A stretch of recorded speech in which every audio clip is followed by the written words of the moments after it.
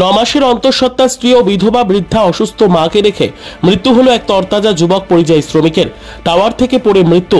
ঘটনা সম্পর্কে জানা গেছে মালদার মানিকচক ব্লকের এনায়েতপুর অঞ্চলের মোমিনটোলা এলাকার পরিযায়ী শ্রমিক খায়রুল আনসারি, বয়স 31। পেটের দায়ে ভিন রাজ্যে অর্থাৎ অন্ধ্রপ্রদেশের বিজয়ওয়াড়াতে টাওয়ারের কাজে গিয়েছিল বিগত 20-25 দিন আগে। চলতি সপ্তাহের বৃহস্পতিবার ইলেকট্রিক খুঁটির ওপর কাজ করতে গিয়ে খুঁটি থেকে পড়ে যায়। স্থানীয়রা তড়িঘড়ি উদ্ধার করে নিকটবর্তী হাসপাতালে নিয়ে যায়। 3 দিন ধরে চলে মৃত্যুর সঙ্গে পাঞ্জা লড়াই। আজ রবিবার আনুমানিক সকাল 10টা নাগাদ মৃত্যুর কাছে হার মেরে যায় তরতাজা যুবক পরিযায়ী শ্রমিক খায়রুল আনসারি। পরিবারে একমাত্র উপার্জনকারী যুবকের মৃত্যুতে পরিবারের মাথায় যেন আকাশ ভেঙে পড়েছে। হতই চলে গোটা পরিবার। পরিবারে থাকলো বিধবা বৃদ্ধা মা আনসারি বিবি ও 9 মাসের অন্তঃসত্ত্বা স্ত্রী রিজওয়ানা খাতুন, বয়স 24। কি করে চলবে সংসার তা বুঝে উঠতে পারছে না কেউ। স্থানীয় বাসিন্দা সহ পরিবারের লোকজন সরকারের কাছে সাহায্যের আবেদন জানিয়েছে। ভাইপো ছিল, নাম মোহাম্মদ খায়রুল আনসারি। ও পেটের দায়ে বিজয়ওয়াড়া এবং অন্ধ্রপ্রদেশ বিজয়ওয়াড়া টাওয়ারের লাইনে গিয়েছিল। টাওয়ারের লাইনে গিয়ে আজ 15-22 দিন হলো মাত্র। এর মধ্যে বৃহস্পতিবার উনি ও ছেলেটা মিস্ত্রির এলটির মিস্ত্রি আছে, টাওয়ারের মিস্ত্রি আছে। টাওয়ারের মিস্ত্রির করছিল। ওরা ও যখন পোলের উপরে উঠে তো ওই পোল থেকে উপর থেকে পড়ে, বৃহস্পতিবার পড়েছে। হসপিটালে ওকে অ্যাডমিট করা গেল, ভর্তি করা হলো। ভর্তি করার পর ওর অপারেশনগুলো হয়েছে, হার্ট অপারেশন হয়েছিল, কিন্তু সাকসেসফুল হয়নি। সেদিন আজ 4 দিন হলো ছেলেটাকে পড়া, মানে আজকে মারা গেল। পোল থেকে পড়েছে তো আজ 4 দিন হয়ে গেল। 4 দিনের পর আজ সকাল 9টার দিকে শুনতে পেলাম যে আমার ভাইপোটা আমার ভাতিজাটা মারা গেছে। আচ্ছা, বলছি কেন বাইরে যেতে হচ্ছিল? পেটের দায়ে। এখানে তো আর ইনকাম নেই, কাজকর্ম তো এখানে নাই। কি করবে? পেটের দায়ে তো যেতে হবে। আর বাড়িতে তো এরকম কেউ খাটার মতো নাই।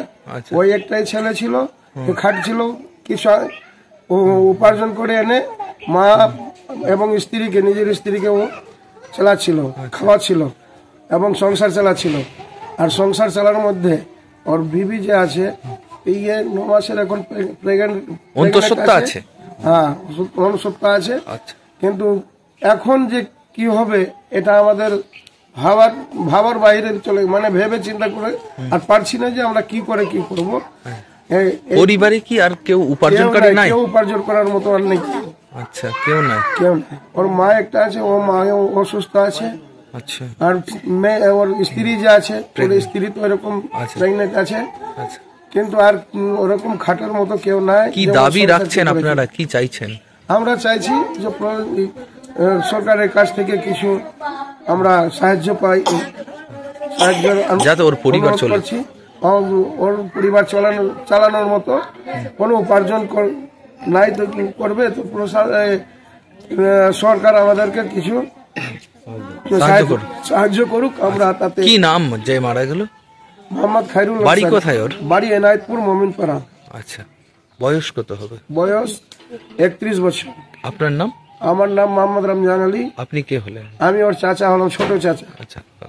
এনায়েতপুর মোমিনপাড়ার এক ছেলে, ইয়ং ছেলে মোহাম্মদ খায়রুল আনসারি অন্ধ্রপ্রদেশের বিজয়ওয়াড়াতে এলটি টাওয়ারের কাজে গেছিল। 11,000 তারের ফিটিং এর কাজ চলছিল। গত বৃহস্পতিবার আমরা জানতে পারি ওদের সাথে যারা কাজ করছিল ছেলেটার সাথে, যে ইলেকট্রিক পোল থেকে উনি পড়ে গেছেন।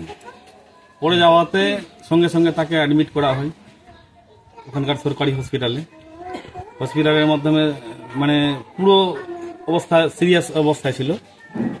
তারপরে গত শুক্রবার তার অপারেশন হয়, মাথার অপারেশন হয়েছে এবং হার্টের অপারেশন হয়েছিল। তা আমরা ভাবলাম যে যাক, আতঙ্ক মানে থেকে বার হয়ে যাচ্ছে। চিকিৎসা করিয়ে বাঁচানো যায়নি। ভালোই হয়েছিল, কিন্তু চিকিৎসা করিয়েও কোনো উন্নতি হয়নি। আজ সকাল 10টায় আমরা জানতে পারলাম ওখান বিজয়ওয়াড়া থেকে খবর আসলো যে ডেথ করেছে। মৃতদেহ কখন আসতে পারে? মৃতদেহ এখনো পোস্টমর্টম আজকে হবে। পোস্টমর্টম হওয়ার পরে রওনা দিবে মনে হয় 5টা 6টার দিকে হয়তো রওনা দিতে পারে ওখান থেকে, অ্যাম্বুলেন্সে আসবে। বিয়ে বাড়া তো 1500 কিলোমিটার দূরে, তো মনে হয় 24 ঘন্টা লেগে যাবে প্রায়। আগামীকাল হয়তো বিকাল 4টা 5টার দিকে চলে আসার চান্স আছে। পরিবারের অবস্থাটা কেমন? কিভাবে পরিবারের অবস্থা আমার জন্ম থেকে দেখেছি খুব দুস্থ পরিবার। ওনার বাবাও মানে ফিজিক্যাল হ্যান্ডিক্যাপ টাইপের ছিল, কোনো কাজ এরকম করতে পারতো না। খুব কষ্ট করে মানে তার 2টা ছেলে মেয়ে লালন পালন করছিল। এই ছেলেটা কোনো রকম করে উপার্জন করছিল, বয়স প্রায় 31 বছর। এখন সেও তার মানে শারীরিক গঠন ঠিক এরকম ছিল না, তাও এই অবস্থাতে ও ভালো কাজ করতে পারতো। ওর বাবা গত 5-6 বছর আগে ডেথ করেছেন। এখন খাইরুলের পরিবারে কে থাকে? খাইরুল পরিবারে ওর মা আছে, বয়স্ক ওর মাও কোনো কাজ করতে পারেন না, বয়স হয়ে গেছে। আর আরেক বোন ছিল, তো বোনের তো বিয়ে হয়ে গেছে। আর তার স্ত্রী আছে, এই রিসেন্ট 1 বছর আগে বিয়ে হয়েছিল, তার স্ত্রী প্রেগনেন্ট আছে। খুবই মর্মাহত ব্যাপার। আমরা গ্রামবাসীরা খুব মর্মাহত এই খবর শুনে। তার পরিবারের প্রতি আমরা সহানুভূতি জানাচ্ছি। কি চাইবেন এলাকাবাসী আমরা হিসেবে? এলাকাবাসী হিসাবে চাইছি যে সরকার থেকে, আমাদের রাজ্য সরকার থেকে, এবং যেহেতু স্টেটের বাইরে হয়েছে বা কেন্দ্র সরকার বা ওইখানকার অন্ধ্রপ্রদেশের সরকার, তার পরিবারকে যাতে ভালো একটা আর্থিক সাহায্য দিয়ে তাকে চলার মতন ব্যবস্থা করে দিক। ঠিকাদার সংস্থার তরফে কোনো আশ্বাস পাওয়া গেছে? ঠিকাদার সংস্থার তরফ থেকে পাওয়া গেছে যে ওরা হেল্প করবে কিছু, কি করবে না করবে ওটা জানা নাই। মানে ঠিকাদার বা ইঞ্জিনিয়ার ওরাই বলতে পারবে ওখানকার ম্যাটারটা। আপনার নাম বলবেন? আমরা আমাদের রাজ্য সরকারকে আমাদের এলাকা থেকে দাবি জানাচ্ছি যে যাতে তার পরিবারের পাশে এসে দাঁড়ান, এবং তার স্ত্রী যেহেতু এই নতুন বিয়ে, 1 বছরও হয়নি বিয়ে হওয়া, প্রেগনেন্সি আছে, তার পরিবারটাকে কিভাবে চলবে আগামী দিন, ভবিষ্যৎটা ঠিক করে দিক। তাকে এমএলএ ম্যাডামকে আমি জানিয়েছি, জেলা পরিষদের মেম্বার, পঞ্চায়েত সমিতির মেম্বার, সব যতটা প্রতিনিধি আছে, জনপ্রতিনিধি, সব আমি অলরেডি জানিয়ে দিয়েছি।